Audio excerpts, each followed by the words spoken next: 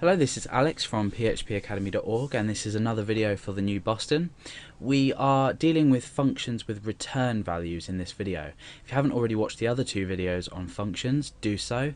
Now what we're doing is we are asking the question, what do we want to do if we want to, say, do a function inside a function? We don't want to necessarily echo the contents of a function out. And for this we use something called a return value. We return a specific value, or the value that's calculated within a function. This can be a string value, this can be an integer, it can be anything, any variable that we can return.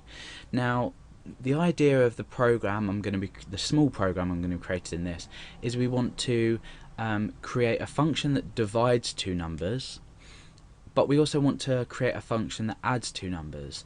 And then what we want to do is we want to create a sum similar to this. So we want to add 10 and 10 together, for example, and 5 and 5 together. And the result of this operation would be 10 add 10, which is 20, divided by 5 add 5, which is 10. So the answer would be 2. 20 divided by 10 is 2. So this is what we want to do. However, if we're creating a function here called add, and we are taking two numbers, so number 1, number 2, and we're echoing out number 1 plus number 2, what we're doing is we're outputting this result to the browser. We're not storing it as a variable, we're just simply outputting it. Now we could say create something like result equals, and then we could say echo result. However, we're not really changing how the code works. All we're doing is making it longer for ourselves. So what we really want to do is we want to be storing a result, but then instead of echoing it, we want to be returning the result. Now you don't always have to return or even echo or anything in a function. A function can purely work in itself and not display any output. It doesn't need to display output. However, we're returning the result of this. Now look what happens when I go to add two numbers together. We add 10 and 10. We're putting an argument in here which is 10, that's equal to number 1, and then 10 which is equal to number 2 here. So the result is going to be basically 10 in this case, add 10, and we're returning the result which will be 20. So I've called this. Now what's going to happen? Absolutely nothing.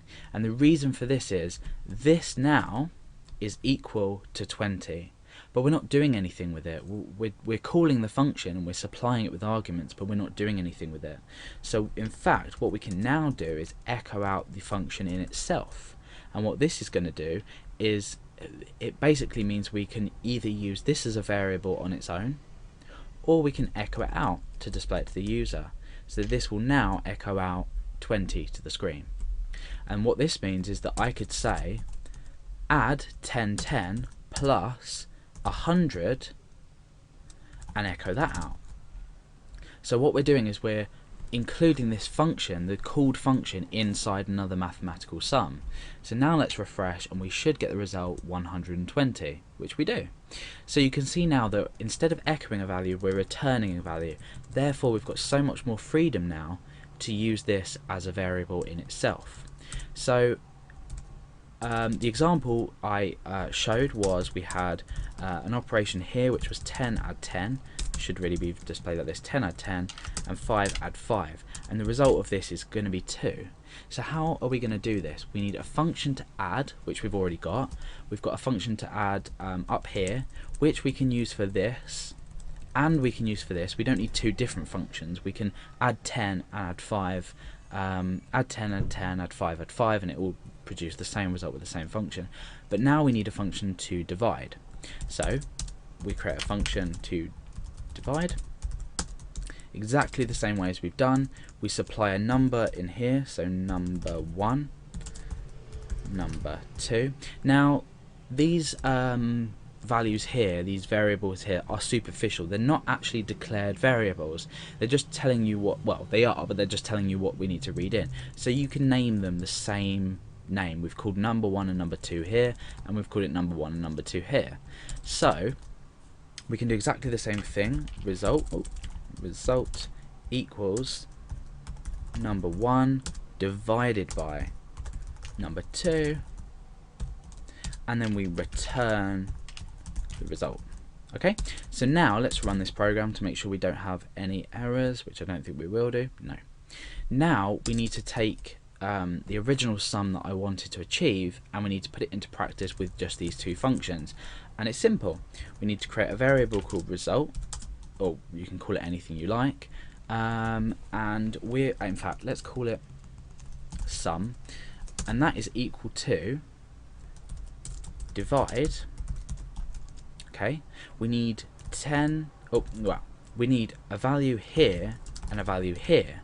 So what we can now do is add something inside this function. So we're adding 10 and 10, and we're adding 5 and 5, but we're dividing 20 now by 10.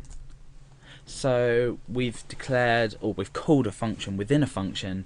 Instead of echoing it returning values, so now down here we can simply echo sum. So if you look carefully at the logic of this, you'll understand how this can be done. So now let's refresh, and we've got our result of 2, which we required from the start.